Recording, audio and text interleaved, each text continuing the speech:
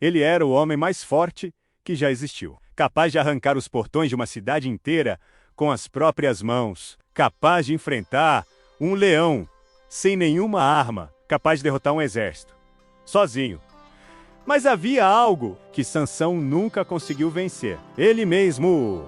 Essa não é só a história de um homem forte. É a história de alguém que foi escolhido por Deus antes mesmo de nascer. Alguém que carregava um propósito gigantesco, mas que aos poucos começou a se perder de si mesmo.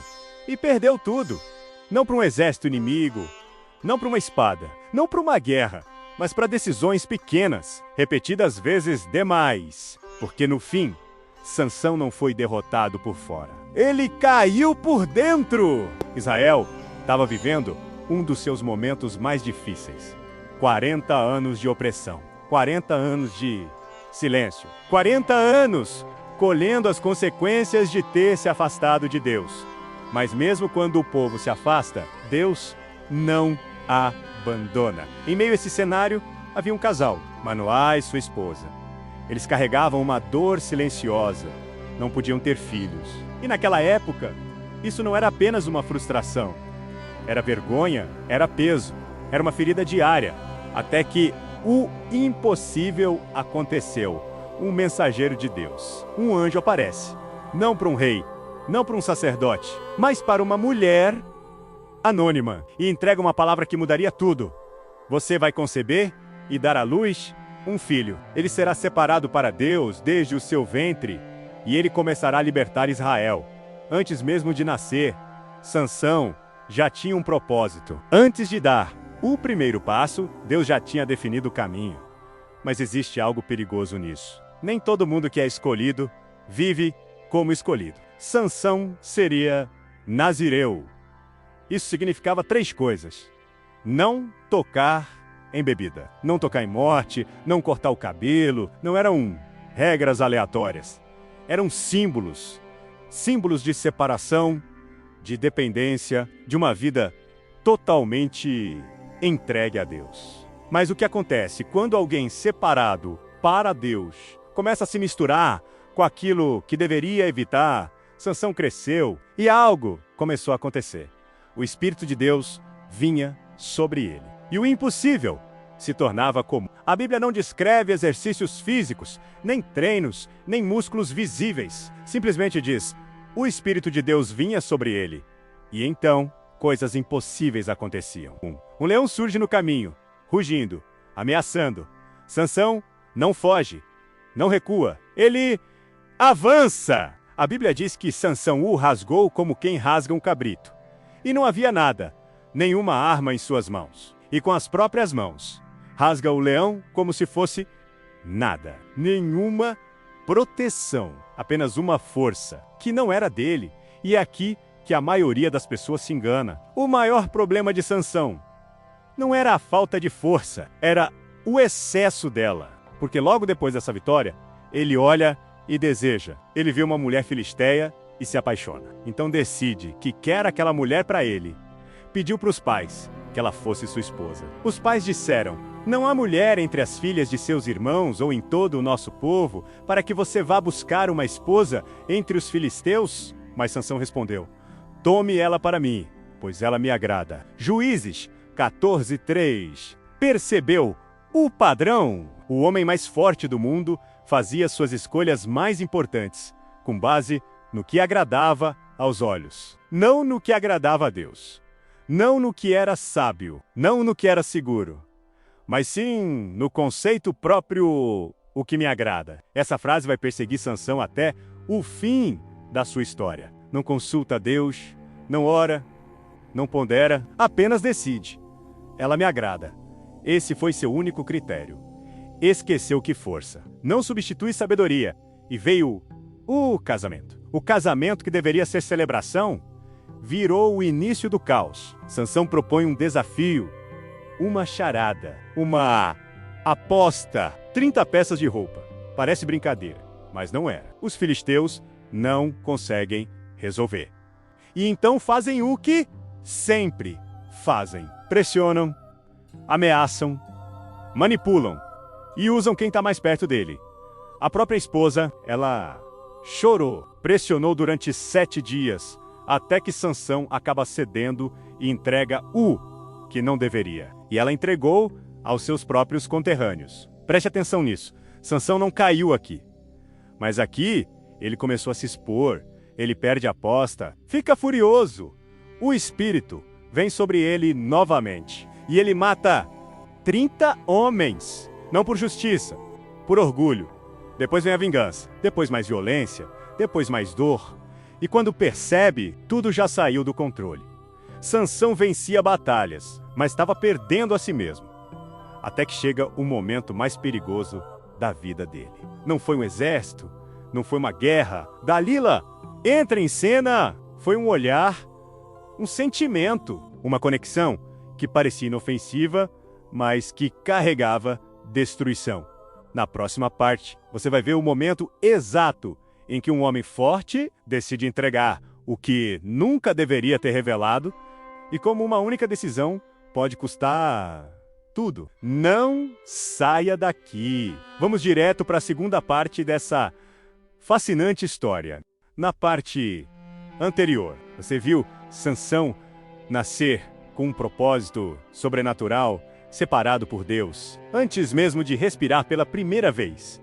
Mas também viu algo perigoso começar a aparecer. Um padrão. Decisões baseadas no que ele sentia, no que ele via, no que o agradava, e não no que Deus havia pedido. Hoje, você vai ver onde esse padrão leva alguém. E não é bonito. Todo homem tem um ponto fraco. Para alguns, é o dinheiro. Para outros, é o orgulho. Mas para Sansão, o homem que nenhum exército conseguia derrubar. O ponto fraco tinha nome, tinha rosto, tinha voz, Dalila. E o que você está prestes a ver não é só uma traição, é um processo. Porque Sansão não caiu de uma vez. Ele foi cedendo aos poucos, uma conversa de cada vez, uma concessão de cada vez, um limite quebrado de cada vez, até que não sobrou mais nada. E talvez o mais perigoso nessa história é que você já tenha vivido algo parecido, sem perceber, depois de anos de vitórias, depois de escapar de armadilhas, depois de provar repetidas vezes que ninguém podia pará-lo. Sansão fez algo simples. Ele desceu ao Vale Sorek e foi lá, no lugar mais baixo, que ele encontrou a pessoa que mudaria tudo, Dalila. A Bíblia não diz que ele foi enganado no início. Não diz que foi forçado. A Bíblia diz algo muito mais perigoso. Ele amou. E amor sem discernimento é uma porta aberta, sem proteção, sem limites, sem direção, porque nem todo amor protege. Alguns expõem, alguns enfraquecem, alguns te colocam exatamente no lugar onde você pode ser destruído. E Sansão não percebeu. Os príncipes dos filisteus foram até Dalila, não com armas, mas com uma proposta. Seduza seu marido, descubra o segredo dele, e nós te pagamos muito bem. Ofereceram então 1.100 moedas de prata cada um. 5 líderes, uma fortuna, uma vida inteira comprada em uma decisão. E Dalila disse, sim, ela vendeu um homem que a amava e confiava nela por dinheiro. Então começa o jogo mais perigoso dessa história. Não é uma batalha, não é um ataque direto, é uma conversa. Diga-me, qual é o segredo da sua força? Parece inocente, mas não era. Sansão mente, fala das cordas, ela testa.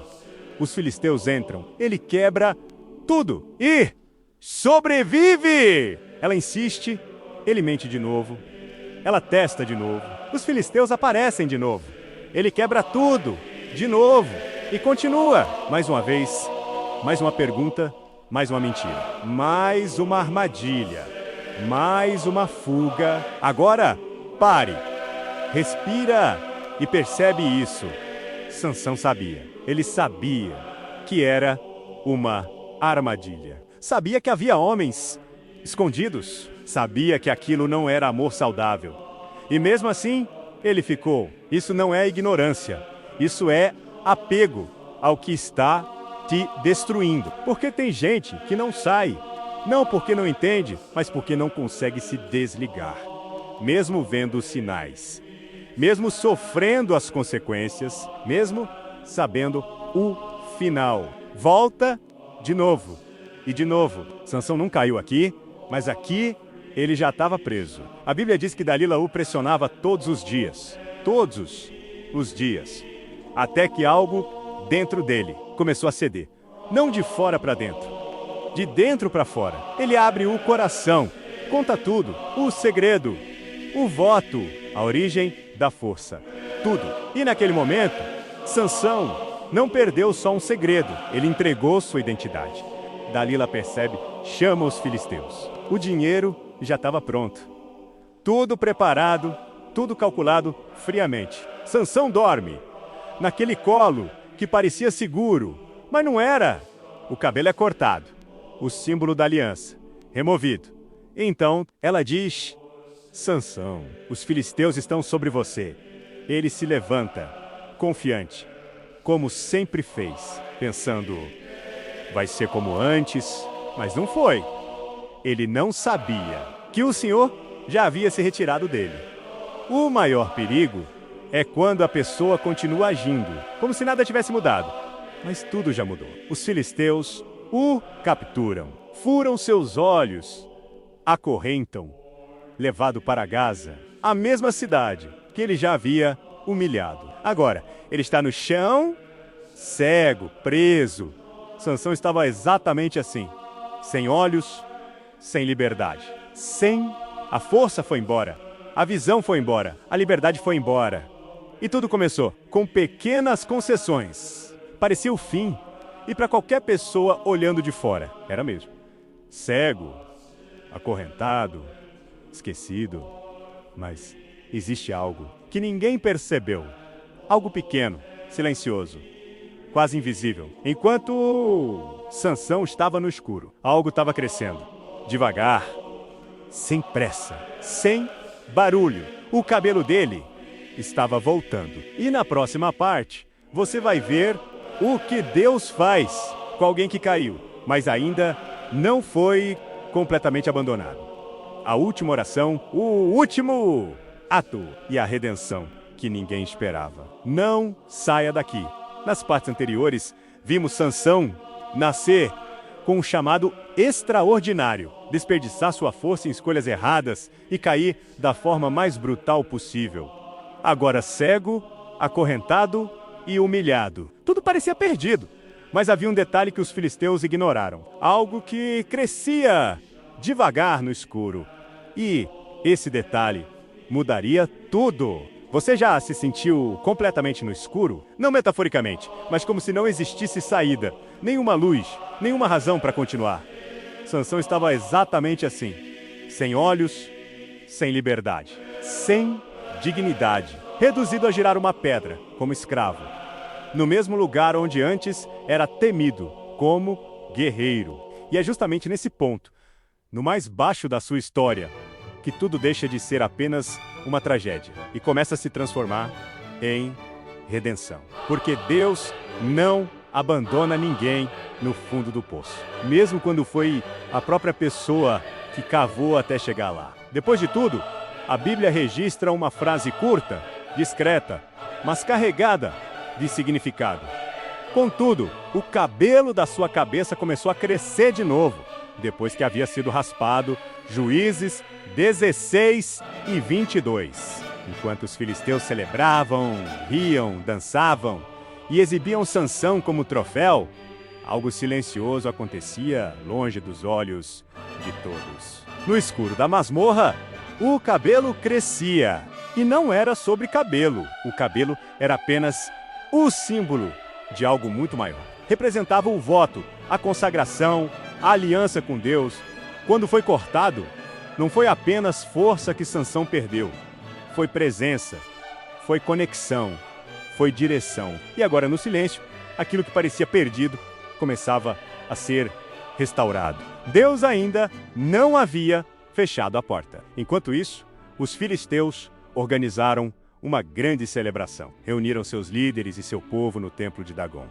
Era uma festa de vitória. Eles acreditavam que haviam derrotado não apenas Sansão, mas o próprio Deus de Israel. E então, decidiram trazer Sansão para o centro da festa. Enquanto o coração deles estava alegre, disseram: chamem Sansão, para que ele nos divirta.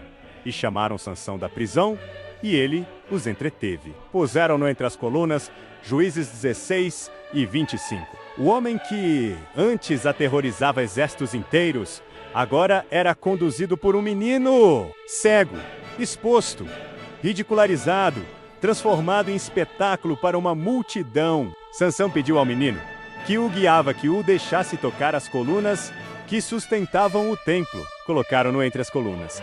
E ali, naquele momento, algo mudou. Pela primeira vez em toda a sua trajetória, Sansão não confiou na própria força. Não contou vantagem, não tentou manipular a situação. Ele orou: ó Senhor Deus, lembra-te de mim, peço-te, fortalece-me, ó Deus, somente esta vez, para que de uma vez por todas me vingue dos filisteus pelos meus 2 olhos. Juízes 16 e 28. Lembra-te de mim.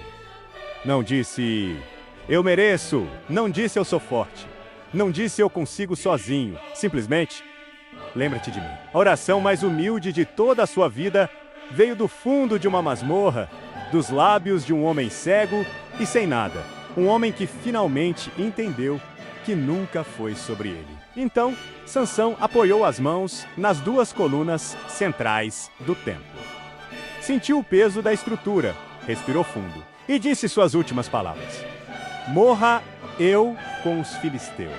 Ele empurrou com tudo o que tinha. E naquele instante, Deus respondeu.